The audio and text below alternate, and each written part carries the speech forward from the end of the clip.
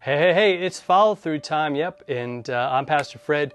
We're here listening to God. Also, we want to take that and live for Him, live it out, express it, take it seriously every single day. And that's what we're doing for the next couple of weeks, looking at how do we read the Bible? And that might seem like a weird thing because maybe you're reading it right now, right? You're listening to it, and there's going to be a Bible passage. And today we're going to be in Jeremiah 31. And so you're like, okay, but if we're honest, we could all use some help. In fact, let me just tell you a little bit about my background. I am not a big reader, never have been. I am much more so now. In fact, I do a lot of reading, but prior to becoming a Christian, not much. I could probably count on my hand the number of things that I had read. And again, some of those fingers begin to drop off when you look at what I actually understood or took the time to read the whole thing. Just wasn't there. But then somebody put the Bible into my hands. It was someone that it was a coworker, and this coworker just knew, right, that I needed Jesus, and again, the Bible was embossed with my name on it. It was really awesome. I am grateful for that person for giving that to me, because what it communicated to me is, you need this.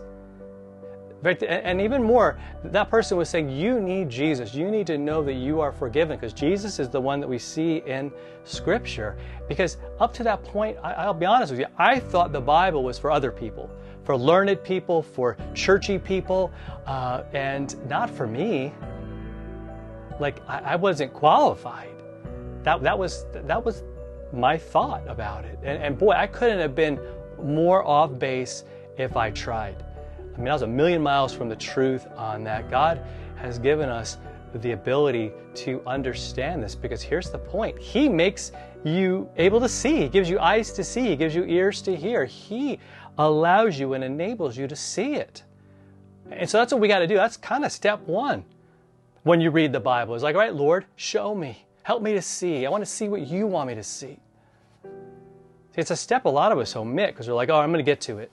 This is the passage I got to read, and the devotion I got to read, or the video I got to watch, and again, that prayer, Lord, help me to see in the Old Testament, the New Testament, whatever, help me to see that you love me, you died for me. Help me to see the truth about myself and the truth about your incredible grace shown to me in Jesus Christ, because that's the point of all of it.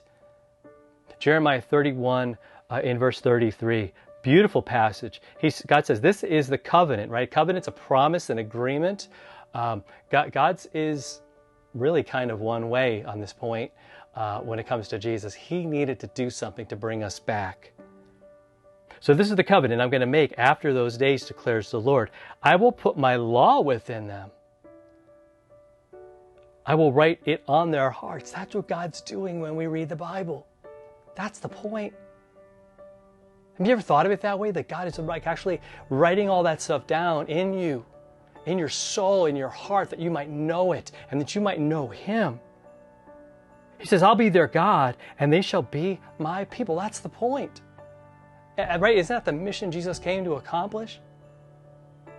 In fact, in Christmas, during Christmas time, He's Emmanuel, God with us. God come down to be a man, to live with us, to be one of us, and to die in our place.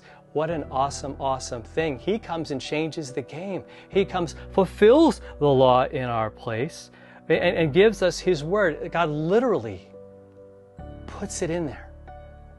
Now again, we do the mechanics of opening our Bible and our eyeballs. We put on our glasses if we need them, and we read. But what the words mean, He brings them to life. He literally breathes life into them, showing us that this is what Jesus does. He makes hearts come alive, puts His truth in us so that we might know it, that it might bring us challenge, but ultimately life, ultimately freedom, ultimately peace and joy. And I pray that for you today, that you would have that peace and have that joy because of Jesus, that you would see Him as you look. Old Testament, New Testament, doesn't matter. To see Him at the center of all of it, God's gift of Jesus to us. All right? Have a great day. We'll talk to you next time.